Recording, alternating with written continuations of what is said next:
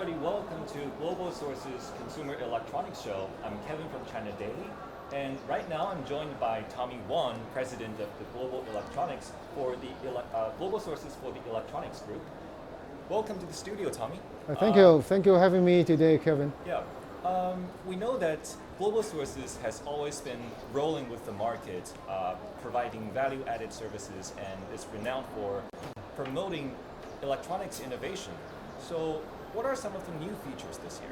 So, Global Sources have been running this electronics show since 2003 in Shanghai, and then we moved the show to this venue, AWE, near the airport, starting 2006. Global Sources has been pushing and then promoting the innovation of the electronic industries. This year, we saw a lot of happenings in the industry. For example, so we're waiting for the 5Gs to be happen by the end of the year, and as well as some smart home application. So I see these two will be one of the highlights for the coming kind of years, so that it will nurture and grow the business as a whole. Okay, so 5G and smart living, that's two of the most significant features this year. Yep. Okay, so just out of curiosity, because recently there's a very popular American science fiction movie called Ready Player One that's been rolling over the international box office. Is actually closing in on its $400 million worldwide. Is a milestone for them. So in the movie, there's nowhere else left to go for all human beings except Oasis, which is a virtual reality world specifically created for working and playing. As a tech guy myself, I just want to ask you, is that really going to happen in the near future? If it is, how near? Okay, so basically I haven't seen this movie yet, but however, let me put an example of the movie called Minority Reports that act by the Tom Cruise. That one's almost 15 years back, so there's some application for the display of the image onto a glass. So I think based on that type of the predictions, I will see that AR, VR, and MR will be applied to the market based on one to two major factors. One of them is the content availability. The other one, of course, is the transmission of those content to a physical product like the VR Googles. So this year we expect the rise of the 5G will speed up this process by downloading those content to a kind of hardware product. So all the user can use those 5G content and then the display onto the hardware at the same time. So if the application or technology move on is quick, I will see that next 3 to 3 years, there will be a very spike on that usage. If the technology as well as this transmission of those data cannot be fixed within 1 to 2 years, I will expect within 3 to 5 years, there will be the blossom of the application. If not, there will 5 years later, I would say. 5 years later. But it sounds promising. Yeah, I think it's promising because of the VR application can be many. Can be from the medical, can be entertainment, for games, for even education, learning, even for the wing of the properties development. So applications be pretty, broad. Okay. We know that Global Sources is right now the largest, Global Sources Consumer Electronics Show is actually the largest electronics sourcing show in the world. So can you share with us, what's your recipe for making these all happen? Okay, so thank you, Kevin. I think, so back onto the the DNA of Global Sources. So we have been, providing the solution for buy and supply side since 4 decades back. So we know how painful of the buyer when they want to source the product from Asia. So when we back the early days, the buyers only rely on catalogs, print publications, we call Asian sources or Global Sources journals.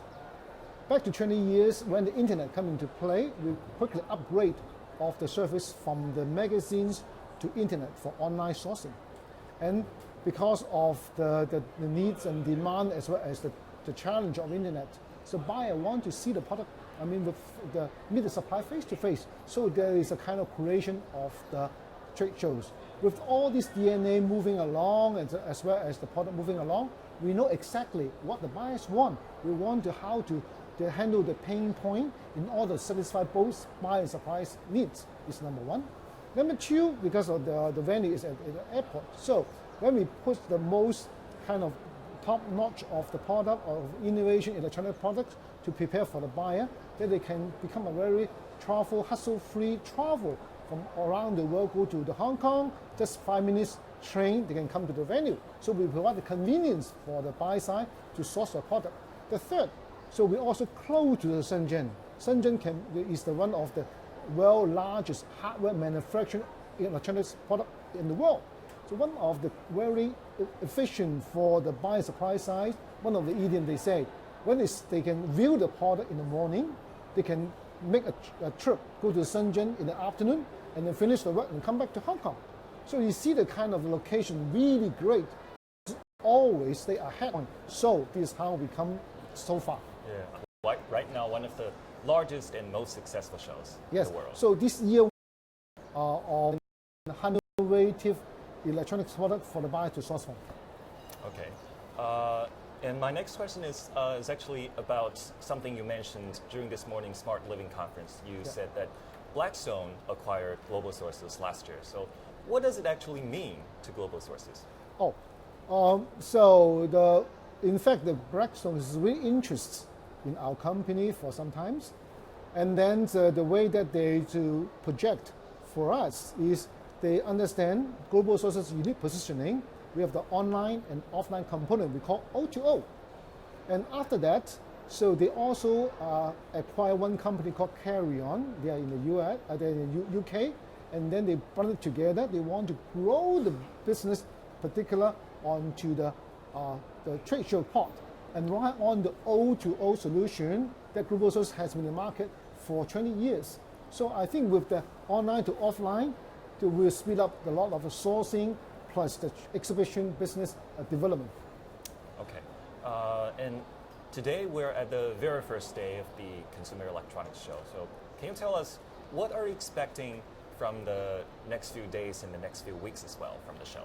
So just in the morning when I see the kind of the buyer, they coming along, they already line up to get into the exhibition hall.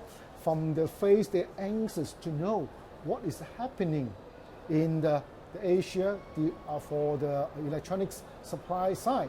So, and then we also heard from the China supply, they have been developing many new products for the buyer to source, and then we hope we can complete the deals within the next coming days or weeks, or even within the sourcing seasons. I think with the consumer electronics, smart living, as well as some of the mobile electronics next week, I think there will be one of the harvest season for both buy and supply side in the electronics industry. Do you want to share us a bit about your future expansion plan? I think we are kind of doing a study regarding for the hardware products, and then we also one of the additional service that we are offering to the market is about the startup launchpad. So we know that the startups should be aware of the spotlight in the kind of different country, different kind of university. We were helping those startup people how to finish the hardware and also to start the distribution to the world. I would see that there's a kind of link between the OEM business as well as startup business. And then we're also watching the development of those technology I just mentioned earlier ago regarding for 5G as well as the AI application. So with this will be something that I think along this industry line plus the smart living, smart home and IoT, that will be the future expansion for our business. That sounds really promising. And thank you very much, Tommy Wong. And please stay tuned for more interesting topics as we'll be covering in the coming few more days. Thank you.